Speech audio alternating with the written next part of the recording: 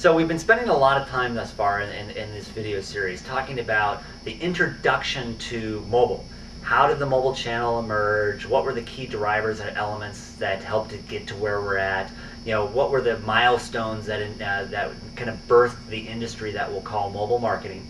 And we reviewed some of the numbers. We've talked about how the mobile phone has disseminated itself throughout the entire world, as well as the United States. But we've really yet to discuss or talk about marketing itself. And let's look at this idea of marketing. The American Marketing Association defines marketing as the activity, set of institutions and processes for creating, communicating, delivering, and exchanging offerings that have value for consumers and clients, partners, society, and society at large. Basically, your audience.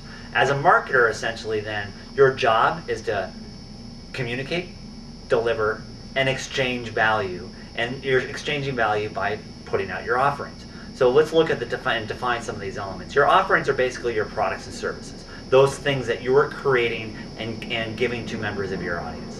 Value then is interpreted by the members of your audience as to they want to get more in return for what they have to give up to obtain your offerings. So for example, they want to make sure that they're paying less for the exchange of getting access to your services, and they'll see value in your offerings, and again, if their expense is less than what they receive. I mean, it's a simple concept, but it's really important.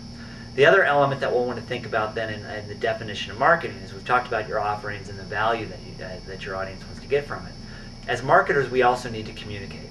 We need to exchange and discuss and talk to people about our offerings, share with them the ideas, and express that value. We also need to deliver. We need to deliver the value. We need to deliver the offerings, and that can happen in both in the physical world as well as in the virtual and digital world. And then finally, we need to practice exchange.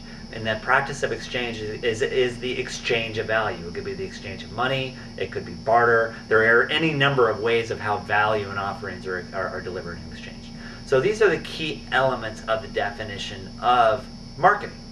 So where does mobile fit into play? And it's kind of funny, when you talk about mobile marketing, we all kind of generally have a sense of what marketing is. But when you throw that word mobile in front of marketing, you get this palpable sense of fear, and people start thinking, well, what is that? Is this something new? And I'm here to tell you that mobile marketing, while it is new, it's not some alchemy or mysterious activity. Mobile marketing is the practice of marketing through the mobile channel and through the mobile phone. And let's look at a definition. Let's give a definition of mobile marketing. Mirroring the definition of marketing from the American Marketing Association, mobile marketing is the set of activities, institutions, and processes that support marketers in their pursuit to communicate, deliver, and exchange value with their customers, their clients, partners, members of their audience by way of the mobile channel and the mobile enhancement of traditional and new media. That's mobile marketing. It's interacting, it's communicating, delivering, and exchange value through the mobile channel and traditional and new media. So we've added two new definitions to this idea of marketing when we throw mobile into it. The mobile channel and the concept of mobile enhanced traditional and new media. So let's discuss that a bit. So let's go back to these definitions. We talked about the fact that we have this concept of the mobile channel and then mobile enhanced new and traditional media. With the mobile channel, if you want to conduct and interact with members of your audience, if you want to communicate, deliver, and exchange value with members of your audience through the mobile channel, that's what we're going to call direct mobile marketing. Meaning, I'm going to interact with you directly through your mobile phone. We're going to call that direct mobile marketing. And for that, you are required to get explicit consent from consumers and from members of your audience. Unlike email marketing, where you can message anybody, and as long as you give them a way of opting out or saying, hey, stop talking to me, that's okay. And that falls under the anti-spam acts and all of that. Mobile's different in that you cannot message with somebody unless they've explicitly given you permission to do so. So meaning you have to get that permission first. And so what does that mean for us as marketers? Well, what that means is we need to first practice indirect mobile marketing before we practice direct mobile marketing. And indirect mobile marketing, it refers to the concept of mobile enhancing your traditional and new media. So what does that really mean? Let's put that into context.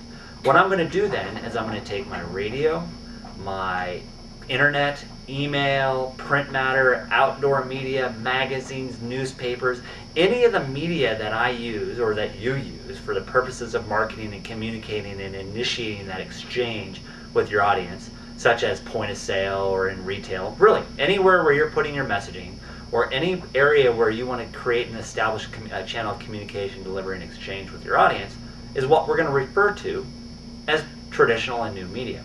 And what does it mean to mobile enhance that? Well, what it means is you're going to put a call to action, traditional marketing call to action, in that media, but you're going to put a mobile one.